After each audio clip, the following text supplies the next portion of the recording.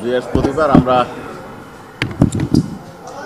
Learned advocate জনাব ফজলুর রহমানের বিরুদ্ধে একটা আদালত অবমাননা রুল ইস্যুর আবেদন করেছিলাম। সেই দিন আংশিক শুনানি অন্তে সিটিং মেম্বার অন্তত চেয়ারম্যান মহোদয়ের উপস্থিতিতে আজকে শুনানির জন্য দিন ধার্য করেছিলেন। আজকে অনারেবল চেয়ারম্যান এবং আরেকজন মেম্বারের উপস্থিতিতে আমাদের লার্নেড প্রসিকিউটর গাজী মনোয়ার হোসেন তামিম আমাদের পিটিশনের সমর্থনে বক্তব্য দিয়েছেন। আমরা যে বক্তব্যে উপস্থাপন করেছি তাতে আমরা বলেছি যে উনি একজন অ্যাডভোকেট, উনি একজন মুক্তিযোদ্ধা, উনি একটি রাজনৈতিক দলের দায়িত্বশীল পদে অধিষ্ঠিত ছিলেন।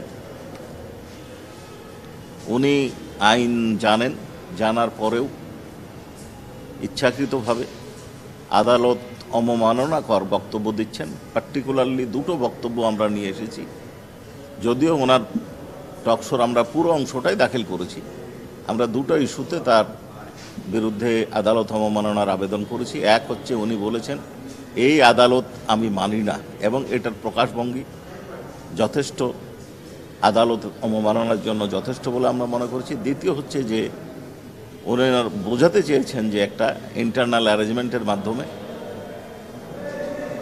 এই প্রসিডিংটা চলছে, যেটা একজন সিনিয়র অ্যাডভোকেটের কাছে কাম্য নয়, একজন দেশের দায়িত্বশীল নাগরিকের কাছে কাম্য নয়।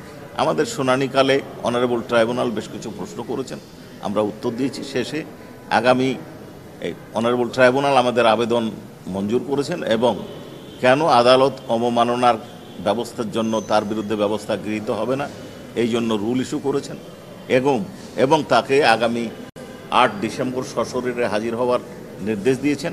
সেই সাথে এটার বিভিন্ন কপি বিভিন্ন বার কাউন্সিল সহ বিভিন্ন জায়গায় প্রেরণ করেছেন এবং ওনাকে সশরীরে আসা উপস্থিতির সাথে সাথে ওনার একাডেমিক সনদ এবং বার কাউন্সিল সনদ সহ উপস্থিত হওয়ার জন্য নির্দেশ দিয়েছেন। এছাড়াও আজকে ট্রাইব্যুনাল 1-এ শাপলা কিলিংয়ে অন্যতম অভিযুক্ত শাহরিয়ার কবিরকে সোনার স্টেট প্রেয়ার করলে সে অন্য মামলায় গ্রেপ্তার আছে, সেখানে তাকে পিডাব্লিউ দিয়ে আগামী 12-1 তারিখে ধার্য তারিখে তাকে পিডাব্লিউ দেওয়া হয়েছে।